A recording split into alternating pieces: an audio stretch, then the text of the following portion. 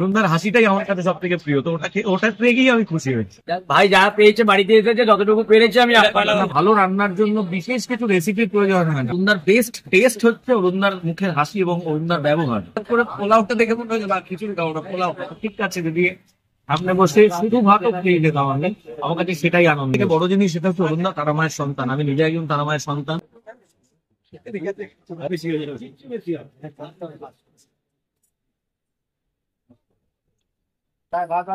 ভাইকে জয় মা তারার দোকানে এসেছো দাদা, কেমন কি খেলে আর কেমন লাগলো? দেখো কি খেলাম সেটা বড় কথা নয়, আচ্ছা বড় কথা হচ্ছে যে অরুণদা আমার খুব পছন্দের মানুষ।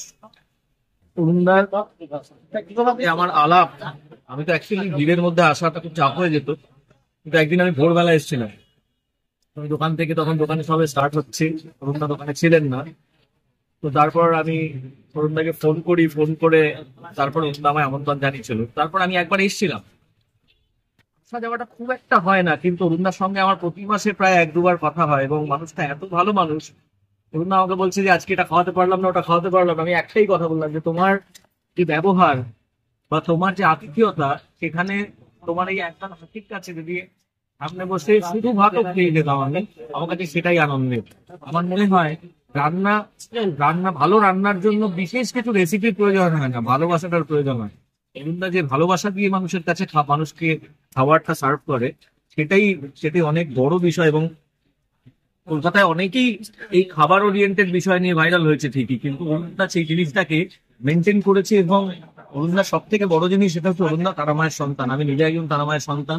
সেই জায়গা থেকে আমরা মানে তারা মা ওরিয়েন্টেড ফ্যামিলির ভাই ভাই হয়ে গেছে।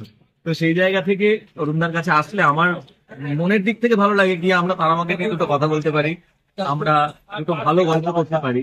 আর আমার মনে হয় ভালো মনের মানুষদের সঙ্গে মেলামেশা করলে আমারও তার থেকে কিছু শেখার হয়, আমিও তার থেকে অনেক কিছু জানতে পারি, ভালো লাগে।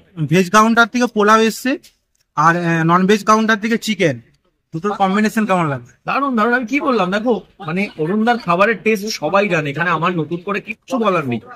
কিন্তু যেটা বললাম সেটা হচ্ছে অরুণদার বেস্ট টেস্ট হচ্ছে অরুণদার মুখের হাসি এবং অরুণদার ব্যবহার।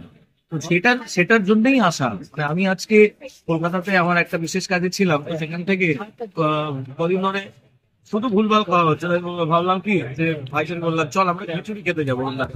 তো আসার পরে হঠাৎ করে পোলাওটা দেখে মনে হয় বা খিচুড়ি খাবো না, পোলাও। তো এইভাবেই চলে আসা। আপনারা আসুন, সবাই আপনারা আসেন, অরুণদাকে আপনারা সবাই ভালোবাসেন, এভাবেই আসতে থাকুন, এভাবেই বছরের পর বছর এই জয়মা তারা এই যে ভেজ এবং নন ভেজ কাউন্টার, এটা চলতে থাকুক। পাশাপাশি দোকান বসে খাচ্ছি। তিনবার এসছে এখানে, মানে জয়মাতারা দোকানে 3বার, আর ননভেজ কাউন্টারে প্রথম এলো। এটা আমি সৌভাগ্য যে আমি এসব ভাইকে আজকে একটুখানি চিকেন, আমি মটন অ্যাকচুয়ালি ইলিশ মাছ খাওয়ার ইচ্ছে ছিল, মানে আমি বলেছিলাম একটু দাদা ইলিশ মাছ খাও, কিন্তু আমারই কপাল খারাপ বলতে পারতাম যে আমি খাওয়াতে পারলাম, কারণ ইলিশ মাছ শেষ হয়ে গেছে। দোকান থেকে একটু পোলাও এনে দিলাম, আর ভাইকে একটু চিকেন দিলাম। ভাই যা পেয়েছে বাড়িতে এসেছে, যতটুকু পেরেছে আমি আমি তো ওইটাই বললাম যে অরুণদার হাসিটাই আমার কাছে সব থেকে প্রিয়, তো ওটা পেয়েই আমি খুশি হয়েছি। Thank you. জয় মাতা।